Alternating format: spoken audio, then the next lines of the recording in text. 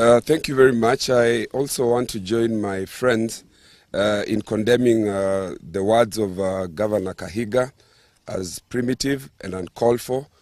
You will recall that Gachagua, and I agree with our governor here when he says that the owner of this dog, and permit me for using that word, is Rigathi Gachagua himself. So we must place this filth at the doorsteps of Honorable Rigathi Gachagua. You will recall that Honorable Rigathi Gachagua, during the time that he was deputy president, made it his sole purpose to pursue Raila Odinga, saying that he would encircle State House and make sure that Raila does not step into State House. He has continued to pursue Raila in his death. This we will not accept. We will not accept this because Governor Rigathi Gachagua himself was a beneficiary. The Constitution 2010, in which he stepped in as deputy president, was as a result of the sweat and blood of Raila Amolo Odinga. Same to the governor of Nyeri County. So we are saying here today that the president and the people of Nyanza should be proud. They should not be made to feel ashamed for any affirmative action that people of any region. The people of a particular region who have benefited over the years as a result of skewed application of resources should allow the Constitution, which is under Article 10, to benefit and to be equalized. These are principles, foundational principles under the Constitution. They talk about the question of equity, they talk about the question of equalization and affirmative action. So whatever it is that the people of this region and the people of any other region benefit from as a result of trying to be equalized is not something that people should be ashamed of. And to use this to try to mock a person who has suffered for this country at a time that he has died is extreme. We condemn it in the strongest possible terms. I want to associate myself completely with the remarks that we have made. I want to condemn in the strongest terms possible the reckless statement by Governor Kahiga. And I want to say that not even the words alone, but the people who are supporting Kahiga and his team, clapping and cheering on his statements, that is very reckless.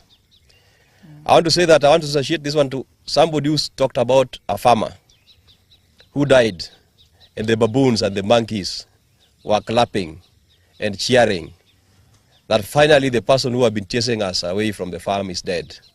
Please, watch your statements. Very soon you will understand that the same farmer that you are cheering that is dead is the person who prepared or planted the crops that you are going to benefit from. Kahiga, you are a beneficiary of devolution, and not a single Kenyan do not understand that the pioneer of devolution is Raila Amolo Odinga. So you should be the last person to be happy or to cheer when we have lost Raila Amolo Odinga, who is the father of devolution. I call upon our friends in Mount Kenya, please, desist from associating yourselves with the likes of Gachagua and the likes of Kahiga. You are going to be misled. You are going to be misled, and I want to stand with our chairperson that we call upon the Council of Governors that please support that motion. Support that motion. We do not want Kahiga to be the deputy vice chair of the Council of Governors. You cannot be misleading the country and still you purport to be leading us in the Council of Governors. Thank you. Thank you.